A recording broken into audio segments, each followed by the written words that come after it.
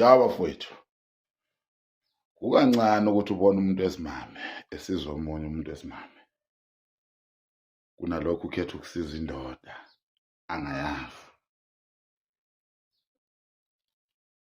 Kwenziwa yini lokho? Abantu besimame banenye ingqondo. Hlezi ngitshela abantu ukuthi mangathiwa emhlabeni siphila samadoda phela. Ngabe abantu abafi. Yayizwa leyo nto leyo. Yabo nje silwa njena nje abafazi. Basiqhatha abafazi. Umuntu wesimame bafowethu wadalwa wangaphiwa ingqondo zokuyicabangela yena. Ukwazi ucabangela manje. Ucabangela into ayifunayo manje. You understand?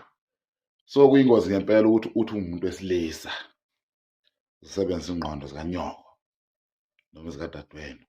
Usumdala unentshebe nempandla kanje. Tshebe inempandla kanje.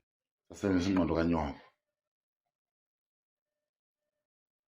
Angisho ukuthi omama nibathathe kancane. No, banomsebenzi wabo. Yabo nje ngoba singaka nje singamadoda. Shanga amasenda amakhulu nje. Yibo labo mama.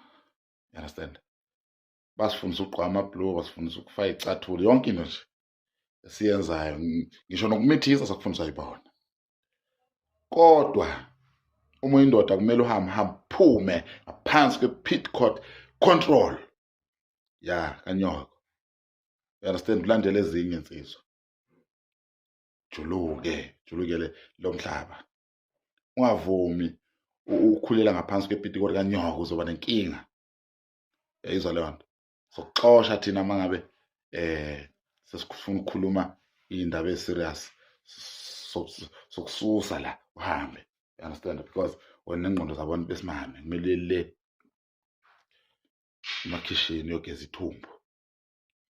Yayizwa leyo nto. Umuntu wesimame bafowethu ayikho into akayenza enze imphakathi.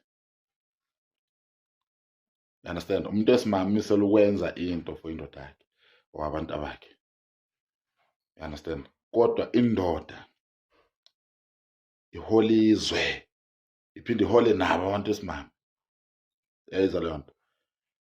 Part 2 yezayo bafowethu. Bani no like ipage lami phungale nje ngqo Facebook. Yeah.